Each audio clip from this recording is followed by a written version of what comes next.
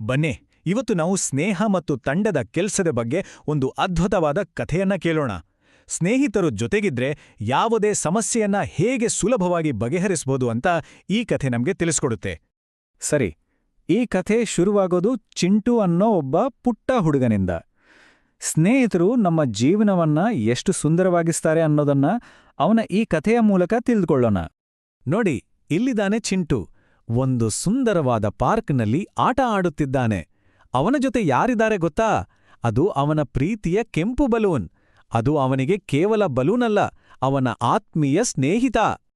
ಹೌದು, ಚಿಂಟುವಿಗೆ ಆ ಬಲೂನ್ ಅಂದ್ರೆ ಪಂಚಪ್ರಾಣ.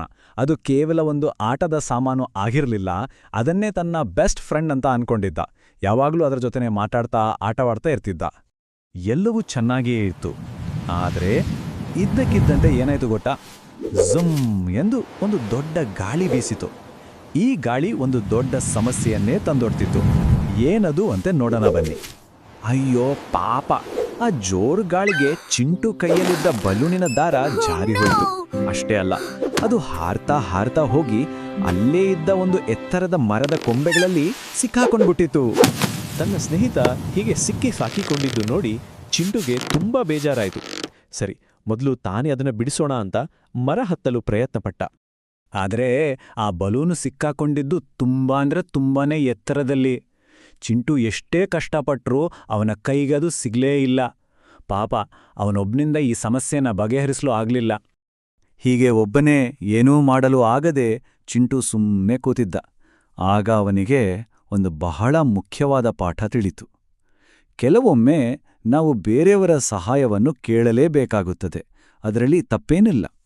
ಅವನು ಹೀಗೆ ಯೋಚನೆ ಮಾಡ್ತಿದ್ದಂತೆ ಅವನಿಗೆ ಸಹಾಯ ಮಾಡಲು ಮೊದಲನೇ ಸ್ನೇಹಿತ ಬಂತು. ನೋಡಿ, ಒಂದು ಪುಟ್ಟ ಹಕ್ಕಿ. ಅದು ಹಾರಿಕೊಂಡು ಬಂದು ಬಲೂನಿನ ಹತ್ತರ ಕುಳಿತು ಚಿಲಿಪಿಲಿಗುಟ್ಟಿತು. ಇದು ಇಡೀ ಕಥೆಯಲ್ಲೇ ಅತ್ಯಂತ ಪ್ರಮುಖವಾದ ಕ್ಷಣ. ಚಿಂಟು ಧೈರ್ಯ ಮಾಡಿ ಆ ಹಕ್ಕಿಯ ಹತ್ರ ಸಹಾಯ ಕೇಳಿದ. ನನ್ನ ಫ್ರೆಂಡ್ ಬಲೂನ್ಗೆ ಸಹಾಯ ಮಾಡ್ತೀಯಾ ಅಂತ. ಇಲ್ಲಿಂದಲೇ ಅವರ ತಂಡ ಶುರುವಾದದ್ದು. ಹಕ್ಕಿ ಕೂಡ ಸರಿ ಎಂದು ಕೊಂಬೆಯನ್ನು ಕುಕ್ಕಿ ಬಲೂನನ್ನು ಅಲ್ಲಿಂದ ಬಿಡಿಸಿತು. ಆದರೆ ಅಯ್ಯೋ, ಸಮಸ್ಯೆ ಪೂರ್ತಿಯಾಗಿ ಬಗೆಹರಿಯಲಿಲ್ಲ. ಬಲೂನ್ ಈಗ ಅಲ್ಲಿಂದ ಹಾರಿ ಹೋಗಿ ಒಂದು ನದಿಯ ಕಡೆಗೆ ತೇಲುತ್ತಾ ಸಾಗಿತು. ಆಗ ರಕ್ಷಣಾ ತಂಡಕ್ಕೆ ಇನ್ನೊಬ್ಬ ಹೊಸ ಸದಸ್ಯ ಸೇರ್ಕೊಂಡ. ಒಂದು ಮುದ್ದಾದ ನಾಯಿ.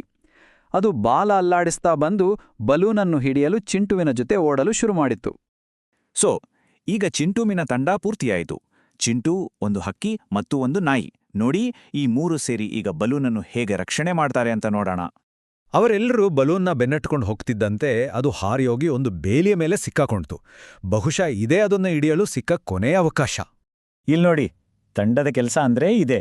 ಪ್ರತಿಯೊಬ್ಬರಿಗೂ ಒಂದೊಂದು ನಿರ್ದಿಷ್ಟ ಕೆಲಸ ಇತ್ತು. ನಾಯಿಯು ಆ ಬೇಲಿ ಅಲುಗಾಡದಂತೆ ಗಟ್ಟಿಯಾಗಿ ಹಿಡಿದುಕೊಂಡ್ರೆ, ಚಿಂಟು ನಿಧಾನವಾಗಿ ಜಾಗರೂಕತೆಯಿಂದ ಬಲೂನಿನ ದಾರವನ್ನು ಹಿಡಿದುಕೊಂಡ.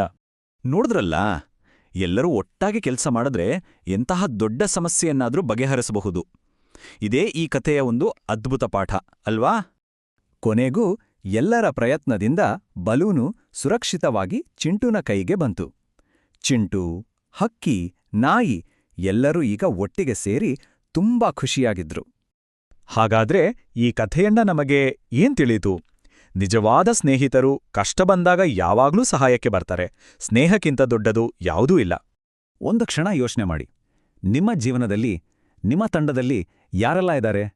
ಕಷ್ಟ ಬಂದಾಗ ಸಹಾಯ ಮಾಡುವ ನಿಮ್ಮ ಸ್ನೇಹಿತರು ಯಾರೋ?